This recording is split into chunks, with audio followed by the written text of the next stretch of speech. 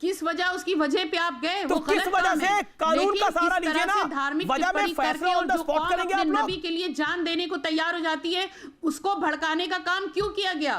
क्या, कैसे भड़काया गया? भड़काने का काम क्यों किया गया? जो कौम अपने नबी की शान में नहीं सुन सकती, उसको भड़काया क्यों गया? क्यों शुरुआत की गई? तो कोर्ट है ना, कोर्ट नबी की शान में अगर गुस्ताखी हुई तो कोर्ट जाइए, किसी ने मना नहीं करा, आपत्ति नहीं है। पुलिस थाने जाइए, एफआईआर कराइए।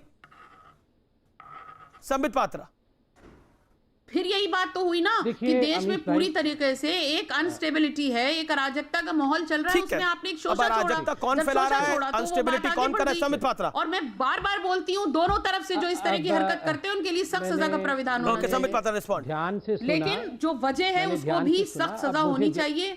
ये सबकी जिम्मेदारी उन लोगों की है जो इस तरह की भड़काऊ पोस्ट डालते हैं। उसकी सजा का तो ऐलान कर ही दिया है कि उसकी गर्दन चाहिए। चलिए अमीश भाई, अब मैं बोल लूं प्लीज? धन्यवाद। देखिए अमीश भाई, मैंने मिस राणा को बड़े ध्यान से सुना, मैं एक एक करके उत्तर देता हूं, थोड़ा वक्त दीजिएगा क्योंकि महत्वपूर्ण विषय है। नंबर एक, इन्होंने कहा सोशल मीडिया के ऊपर तो धार्मिक पोस्टिंग्स को लेकर बैन लग जाना चाहिए और उसमें किसी प्रकार से भी नबी के खिलाफ या किसी और के खिलाफ किसी प्रकार की भड़काऊ बातें नहीं होनी चाहिए। वाजिब बात है। यहां तक तो अंत में उन्होंने कहा कि जो, सुनिए मैं बता रहा हूं, सुन लीजिए जरा। इन्होंने कहा बेंगलुरु में जो हुआ वो इस कारण हुआ क्योंकि नबी के खिलाफ कुछ भड़काऊ पोस्टिंग्स डाले गए थे, जो कि मैं भी कहता हूं बिल्कुल नहीं डालनी चाहिए। मगर आपको पता है, आप में से कितने लोगों को पता है, मैं व्यूअर्स से पूछ रहा हूं, कि ये जो पोस्ट डाली गई थी, जिसको मैं जस्टिफाई नहीं कर रहा हूं, ये एक पोस्ट के उत्तर में डाली गई थी और जो पोस्ट था वो कन्नड़ में लिखा हुआ था और चित्र भगवती दुर्गा माँ के और लक्ष्मी माँ के थे और इतने गंदे चित्र और इतनी भद्दी बातें उसमें माँ के लिए कही गई थी कि मैं यहाँ इसको रिपीट नहीं कर सकता, ना वो तस्वीर दिखा सकता हूं। उसके उत्तर में किसी ने, नवीन जिसका नाम है, उसने भद्दा टिप्पणी किया जो अनुचित है। आईटी सेक्शन के अंतर्गत केस चलना चाहिए था। यहां टिप्पणियों की बात हो रही है। देखिए यहां मिस राणा बैठी है, मुझे माफ करिएगा राणा जी, आपके पिता का मैं सम्मान तो करता हूं, मगर यहां कॉन्स्टिट्यूशन की बात हो रही है, मुझे यह बोलना आवश्यक है। राणा जी, आपके पिता ने अभी चंद दिनों पहले मंदिर को लेकर जो टिप्पणी कही थी, मैं हूबहू वही टिप्पणी कर देता हूं, करना नहीं चाहिए मगर कर देता हूं, क्योंकि आपके पिता ने कहा है। आपके पिता ने कहा ये जो चीफ जस्टिस ऑफ इंडिया है वो तवायफ जितने में बिकती है उससे भी कम पैसे में बिक गया। तवायफ जितने में बिकती है उससे भी कम पैसे में भारत का chief justice, the chief justice of India, उससे भी कम पैसे में बिक गया। आप एक महिला हैं, मेरी बहन जैसी है, उसके सामने मुझे इस प्रकार के शब्दों का प्रयोग नहीं करना चाहिए, किंतु हिंदुस्तान को जानना चाहिए ये जो बारूदी बुद्धिजीवी हैं वो देश के चीफ जस्टिस ऑफ इंडिया को तवायफ से कंपेयर करते हैं। मैं तवायफ को बुरा नहीं मानता हूं, वो जो किसी भी महिला को, किसी भी पुरुष को मैं जज करने वाला कोई नहीं, मगर ये कहना कि बिकाऊ है, ये एक सेकंड, ये कहना कि वो तवायफ से भी गया गुजरा एक चीफ जस्टिस, नंबर एक। और याद करिए, साजिद रशीदी ने चंद दिनों पहले कहा था ये चीफ जस्टिस और ये जो हाई कोर्ट ऑफ इंडिया है ये तो बोगस जजमेंट, ये तो bogus judgement. Sumaiya Rana respond और दे दीजिए सुमैया। मैं सुमैया जी की अनुमति से और 10 सेकंड लूंगा, फिर सुमैया जी कह सकती है, सिर्फ 10 सेकंड लूंगा।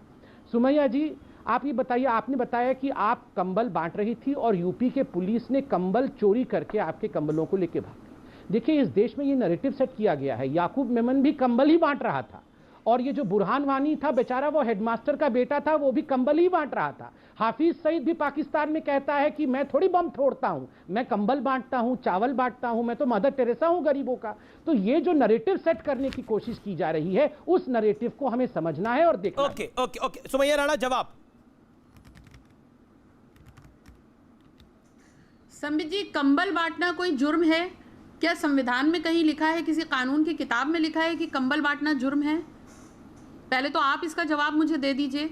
आपने मुझको याकूब मेमन से मिला दिया, आपने तमाम ऐसे लोगों से मिला दिया जिनकी एक पूरी कहानी है पीछे, सब जानते हैं, आप भी, देश भी। तो आप मुझे क्या बनाना चाहते हैं? पहली चीज़ तो नेशनल टेलीविजन पे बैठ करके मैं एक बात साफ कर देना चाहती हूँ, आपकी ये कहानियाँ आप चाहे जितनी बना लीजिए बैठ करके, ये भारतीय जनता पार्टी और अंधभक्त को समझ में आती होगी। ये लॉजिकल बात करिए। कंबल छीन कर भागती हुई पुलिस की वीडियो है, उस वीडियो में पुलिस से मैं जा करके ये कह रही हूँ कि ये तानाशाही नहीं चलेगी, आप ये कंबल वापस करिए, ये लोगों के ओढ़ने के लिए है, उन महिलाओं के लिए जिनके लिए आप बेटी बचाओ बेटी पढ़ाओ का नारा देते थे, मुस्लिम महिलाओं को हक दिलाने की बात करते थे। के बयान पर कुछ नहीं बोली मुनव्वर राणा जो छीन करके पुलिस भाग रही थी, आप उसको यहाँ जस्टिफाई मत करिए बैठ करके।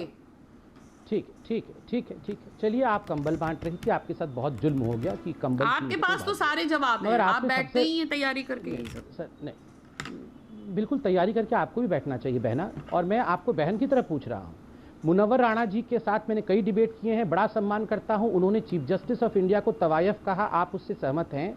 मैं एक बहन से एक भाई पूछ रहा है, आप सहमत हैं कि चीफ जस्टिस ऑफ इंडिया तवायफ से भी कम पैसे में बिक गए? आप सहमत हैं अपने अब्बू जान के इस वाकया से? सहमत हैं बहन? संबित जी, इस पर बात परसों नरसों हो चुकी है।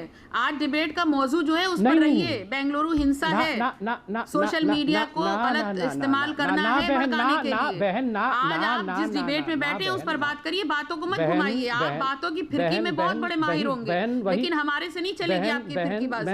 आप यहाँ बैठ करके जिस मौजू पे बात हो रही है उस पर बात करिए। अब आप आपने बोल दिया हो तो मैं, बहन ऐसा नहीं चलेगा। नहीं बहन, ऐसा नहीं होगा। मैं रोज बैठ करके एक बात की सफाई नहीं दूंगी। मैं रोज बैठ करके सवाल नहीं करूंगी कि रोज एक भारतीय जनता पार्टी का कोई आएगा और मैं उसके सामने बैठूंगी। जो बात हुई थी वो मीडिया में है, उन्होंने अपनी भी बात कही, मैं अपनी भी कह चुकी हूँ। मैं रोज बैठ करके एक बात पे, अब आपको मैंने सुन लिया। आप अगर इजाजत दे तो मैं प्लीज बोलूं। आपको जो टॉपिक निकाला है आप उस पर बात करिए। नहीं ठीक है, आप नहीं, मैं जानता हूँ आप उपराष्ट्रपति हैं, आपके पास बिल्कुल टाइम नहीं है, मगर मुझे हाँ धन्यवाद बहन। देखिए, मैं इसलिए इसको एक सेकेंड, आप इतना गुस्सा मत खाइए। आप, मैं किसी और के बयान के बारे में नहीं पूछ रहा हूँ, आपके बहुत ही रेस्पेक्टेड अब्बू जान के बयान के बारे में पूछ रहा हूँ। और वो कोई ऐसे इतना टाइम नहीं होता है ना कि एक बात को 10 बार बीच में बोले हम। अच्छा, इतना टाइम ही नहीं होता है? ये डिबेट में आके आप बोलती है मेरे पास इतना टाइम भी नहीं है कि मैं अपने अब्बू जान ने जो सीजेआई को, चीफ जस्टिस ऑफ इंडिया को तवायफ कहते हैं, उस पे मैं कुछ बोलूंगी नहीं, मेरे पास इतना टाइम नहीं है। तो अब्बू जान के पास इतना टाइम क्यों है? उनके पास इतना टाइम क्यों है कि हिंदुस्तान के संविधान को तार-तार कर देते हैं? नहीं हो चुकी है? नहीं बहना, नहीं हुई है बहना, इसका उत्तर देना पड़ेगा, क्योंकि ये बुद्धिजीवी, बारूदी बुद्धिजीवी इसी बारूद के ऊपर बम फटते हैं। सुप्रीम कोर्ट का फैसला कुछ भी हो, क्या बोलते हैं? मंदिर वहीं बनाएंगे, वो क्या था? नहीं, क्या बोलते थे? बिल्कुल मैं बताता हूँ इसका उत्तर मैं बताता हूँ। मैंने बोला है मंदिर वही बनाएंगे। मैं जवाब देता हूँ, ठीक है? मैं बताता हूँ, मैं बता रहा हूँ, जवाब दे रहा हूँ, मैं अभी दे रहा हूँ, बहना सुन लीजिए। आप बहुत बड़े देश रक्षक हैं, संविधान रक्षक हैं। जवाब दे रहा हूँ बहना, उसी का जवाब दे रहा हूँ। सुप्रीम कोर्ट आपने जो सवाल पूछा उसी का जवाब दे रहा हूँ। वही बनेगा, उसका जवाब दीजिए। ठीक है, मैं उसका जवाब दे रहा हूँ। बहना, मैंने तो खुद कहा बैठ मौलाना बैठ, मंदिर वही बनेगा। क्यों बोला है मैं बताता हूँ।